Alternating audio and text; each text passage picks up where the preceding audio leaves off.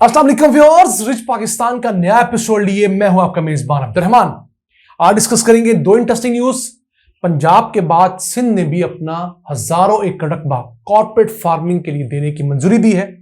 सिंध के 6 अजला में मौजूद सरकारी रकबे को ओपन ऑक्शन के जरिए कॉर्पोरेट यानी मॉडर्न जराए के जरिए बड़े मास स्केल के ऊपर फार्मिंग के लिए दिया जाएगा। वहां पर क्या कुछ काश्त किया जाएगा, कौन सा लाइफस्टॉक किया जाएगा, ये आपको बताएंगे। जबकि आज की दूसरी खबर, लाहौर पुलिस ने एक नया तरीका आजमाया जिसके जरिए क्राइम की शरह में तकरीबन 15% तक कमी रिकॉर्ड की गई है और ये ट्रायल था। उम्मीद है इसको बढ़ाया जाएगा तो क्राइम रेट कंट्रोल किया जा सकेगा। ये नया जो तरीका है ये SIPS कहलाता है, स्पेशल इनिशिएटिव पुलिस स्टेशन का। इस तरीकों को प्रोग्राम के दूसरे से हम डिस्कस करेंगे, लेकिन पहले चलते हैं सिंध, जहां की निगरान काबीना ने सूबे के 6 अजला खैरपुर, मिट्टी, दादू, सजावल, ठट्टा और बदीन में वाक़ 52,000 सरकारी एकड़ को ओपन ऑक्शन के जरिए 20 सालों के लिए लीज पर देने की मंजूरी दी है। अब इस एरिया के ऊपर ज़राअत की जा सकेगी, रिसर्च के लिए स्टेशंस बनाए जा सकेंगे, फार्मिंग की जा सकेगी। उसके अलावा इंपोर्ट सब्स्टिट्यूशन का कोई काम किया जा सकेगा। मिसाल के तौर पर अगर खुर्दनी तेल की सब्स्टिट्यूशन के लिए आपने यहाँ पर पाम ऑयल लगाना है, उसके ट्रीज लगाने तो लगा सकेंगे और लाइफ स्टॉक भी रख सकेंगे, डेयरी फार्म बना सकेंगे। इसके साथ साथ डेयरी फार्म के रिसर्च स्टेशंस भी बना सकेंगे। और इस तमाम चीज़ों की एवज सिंध हुकूमत को क्या मिलेगा? मुनाफे में 33% हिस्सा। इससे पहले पंजाब हुकूमत इसी तरह के मंसूबों के लिए 100 अरब रुपए रिक्वेस्ट कर चुकी है स्टेट बैंक को। स्टेट बैंक को कहा गया कि आप हमें बिला सूद 100 अरब रुपए दें, हमने फार्मिंग के अंदर और कॉर्पोरेट सेक्टर के अंदर ही पैसा लगाना है। फिलहाल मुझे जाती तौर पे बहुत सारे खदशात और ग्रे एरिया नजर आ रहे हैं, क्योंकि जिन कंपनीज का आज नाम आ रहा है और जिस तरीके से उनको बिला सूद पैसे दिए जा रहे हैं, ये ना हो कि उन्हीं लोगों को आगे किया जाए जो लोग आज के हुक्मरानों के दोस्त हैं या मोहसिन हैं। ये बहुत बड़ी बात है। अरबों रुपया किसी को बिला सूद देना कोई छोटी बात नहीं है। यहां पर गरीब आदमी को 50,000 रुपया बिला सूद नहीं मिलता। आप पहली दफा खुवत फाउंडेशन के पास जाएं तो 20-25 हजार रुपया बिला सूद मिलता है फर्स्ट अटेम्प्ट पे। और इन कंपनीज को जिन्होंने यहां पर अरबों रुपया लगाना है, उनको अब अरबों रुपया अगर बिला सूद दे देंगे तो उन्होंने जेब से क्या लगाया। यही हमाकत हम लोगों ने IPPs लगाते हुए भी की थी। जिन लोगों ने यहां पर बिजली बनाने के प्राइवेट कारखाने लगाए, उन्होंने यहां पर बहुत तबाही फेरी। हम लोगों ने उनको हर किस्म की मराहत दी, बैंकों से सर से कर्जे लेने के लिए डॉक्यूमेंटेशन दी और तमाम वजूहात की वजह से ये मामला हुआ। इनिशिएटिव अच्छा है, लेकिन अगर इसको मेरिट पे किया जाए, हुकूमत सरकारी जमीन दे, उसका एक ठेका मुकर्रर करे, क्योंकि यहां पर मुनाफा किसी ने शो नहीं करवाना। बदकिस्मती से जो कंपनी आएगी वो अपने आप को नुकसान में शो करवाएगी, आपके पास कुछ भी नहीं आएगा। आपने जो 90 लाख एकड़ बंजर रकबा आबाद करना है, उसकी एक छोटी मिनिमम कॉस्ट रखें, मिसाल के तौर पर 15,000 रुपया एकड़, और उसको बढ़ाने का कह देनी कि शुरू में हम कॉस्ट कम रख रहे हैं, 2-3 साल बाद जब आप फुली डेवलप कर लेंगे तो आपका वही रेट होगा जो मार्केट का रेट है। तो ये एक सोर्स ऐसा है जिसके जरिए पाकिस्तान में मौजूद करोड़ों एकड़ काबिल काश्त लेकिन बंजर रकबा आबाद किया जा सकता है। यहां पर इंपोर्ट सब्स्टिट्यूशन की जा सकती है और करोड़ों नौकरियां जनरेट की जा सकती हैं। वरना इस तमाम मामले के अंदर हम दोबारा से एक बहुत बड़ा स्कैंडल देखेंगे जो आज से चंद सालों के फासले पर है। आइए चलते हैं आज की दूसरी और आखिरी खबर की तरफ। पंजाब पुलिस ने एक नया इनिशिएटिव शुरू किया जिसका नाम था स्पेशल इनिशिएटिव पुलिस स्टेशन, जिसके तहत चंद ऐसे पुलिस स्टेशन जिन इलाकों में बहुत ज्यादा क्राइम था उनको मार्क किया गया। वहां पर 230 हॉटस्पॉट देखे गए कि जहां पर ऐसे चौराहे, ऐसे चौक, ऐसी गलियां जहां पर जुर्म सबसे ज्यादा होता है। तो 10 थानों के ये 230 हॉटस्पॉट को लोकेट करने के बाद इनको सैटेलाइट के जरिए मार्क किया गया।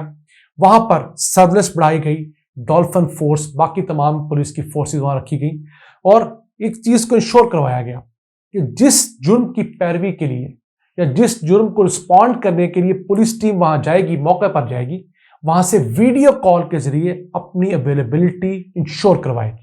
पहले ये होता था कि वायरलेस के जरिए घर बैठे हुए अपने आप को लाइव लोकेशन में बता दिया जाता था, लेकिन अब जब वीडियो कॉल के जरिए बताया जाता है कि हम इस जगह पहुंचे हैं, ये मामला हुआ या डकैती हुई, खुदा न खास्ता कत्ल हो गया, तो वो बंदा डंडी नहीं मार सकता, 2 नंबरी नहीं कर सकता।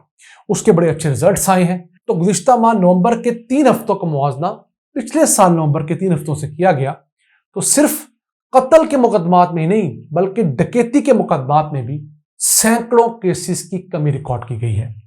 कि लोगों का पता लगा है कि जो पहले जराइम पेशा लोगों के लिए हॉटस्पॉट होते थे वो अब हॉटस्पॉट नहीं रहे। अगर बात करें इस साल के नवंबर के 3 हफ्तों की, तो 2296 संगीन जराइम के मुकदमात इन 10 स्टेशन के दूध में जो है दर्ज हुए, जबकि पिछले साल 2631 मुकदमात थे। 335 संगीन मुकदमात की कमी वाक़ हुई है। इसी तरह डकैती में 274 मुकदमात की कमी रिकॉर्ड की गई है। कत्ल में, गाड़ी चोरी करने में, मोटरसाइकिल चोरी करने में, इन तमाम जो जराइम है उनमें वाज़ेह कमी रिकॉर्ड की गई। फिर बैंकों के इर्द गिर्द डकैतियां होती थी, शॉपिंग मॉल्स के पास, ऐसी अंधेर गलियों के करीब जहां पर लोग लुट जाते थे, उनको मार किया गया है। तो ये एक अच्छा इजाफा जरूर है। अब इसे लाहौर के 84 पुलिस स्टेशन तक फैलाने का कहा गया है, अच्छी बात है। और उसके बाद इसे पंजाब भर के टोटल 737 पुलिस स्टेशन तक फैलाया जाएगा। अच्छा इकदाम है, लेकिन इसके साथ 2 चीजों की तरफ नजर रखनी चाहिए। पहली बात, ऐसा तो नहीं कि जिन पुलिस स्टेशन के अंदर ये इनिशिएटिव शुरू किया गया है वहां पर पुलिस एहलकार मुकदमा दर्ज ही कम कर रहे हो या लोगों की हौसला शिकनी कर रहे हो। यहां एक बदकिस्मती ये भी तो है ना कि कोई बंदा जाता है, उसकी FIR नहीं काटी जाती, और अगर काटी जाती है तो डकैती को चोरी बनाकर काट दिया जाता है, क्योंकि डकैती होने की सूरत में अफसरान बाला बार बार उस पुलिस एहलकार से पूछते हैं कि डकैती के मुकदमे का क्या बना, जबकि चोरी के बारे में कोई परसों ही नहीं करता, महकमा ही नहीं पूछता। तो एक काम ये भी हो सकता है। और इसके साथ साथ दूसरा एक काम, पुलिस में जजा और सजा के निज़ाम को वज़ा करना वक्त की अहम जरूरत है। हमारा कोई हुक्मरान, कोई IGP आए, वो क्या करता है, इस SHO को तब्दील कर दो, इसको मुअत्तल कर दो। लेकिन जब तक SHO को KPIs के बेस पर रीड नहीं किया जाएगा, यानी उसकी परफॉर्मेंस क्या रही 3 सालों के अंदर, हर SHO को 3 साल के लिए लगाया जाए, उसकी परफॉर्मेंस 10-15 पॉइंट्स के ऊपर गेज की जाए। जब ये आया था तब जुर्म कितना था, इस इलाके से शिकायत कितनी थी, चोरी की, डकैती की, रिश्वतस्तानी की, पुलिस एहलकारों के मुआवन होने की अब कितनी है। फिर उसकी बेस पर अगर पुलिस वालों को हम रैंक नहीं करेंगे तो जितने मर्जी इनिशिएटिव IG साहब अब शुरू कर लें, कोई इनिशिएटिव कामयाब नहीं होगा। हम आपकी हौसला शिकनी कतई नहीं कर रहे। हम कह रहे हैं कि कुएं के अंदर पड़े हुए जब तक गंद को आप नहीं निकालेंगे, उस कुएं में उतना से इतना मर्जी पानी डाल लें, साथ वाले 2-3 कुओं का पानी भी उसमें डाल लें, वो कुआं साफ नहीं होगा। ये आसान तरीन अल्फाज है जिसमें हम आपको समझा सकते हैं, बता सकते हैं कि इसी मुल्क की, इसी फौज को, इसी पुलिस को, इसी हर सरकारी महकमे को पहले से बेहतर किया जा सकता है। की परफॉर्मिंग इंडिकेटर्स की बुनियाद पर हर अफसर, हर ब्यूरोक्रेट जब अपने उन 10-15 पॉइंट्स की परफॉर्मेंस देखेगा जिस तरह प्राइवेट सेक्टर में होता है, और उसी की बुनियाद पर उसकी तरक्की या तनज़्ज़ुली तय हो जाएगी। कोई सिफारिश नहीं चलेगी, कोई रिश्वत नहीं चलेगी। यकीन कीजिए हमारा हर महकमा पहले से ज्यादा एक्सेल करेगा और पाकिस्तान की तरक्की कायनात की कोई ताकत रोक नहीं सकेगी। अल्लाह ताला हम पर मेहरबान हो। आज के लिए इतना ही। अपने मेजबान अब्दुर्रहमान को इजाजत दीजिए। अल्लाह निगहबान।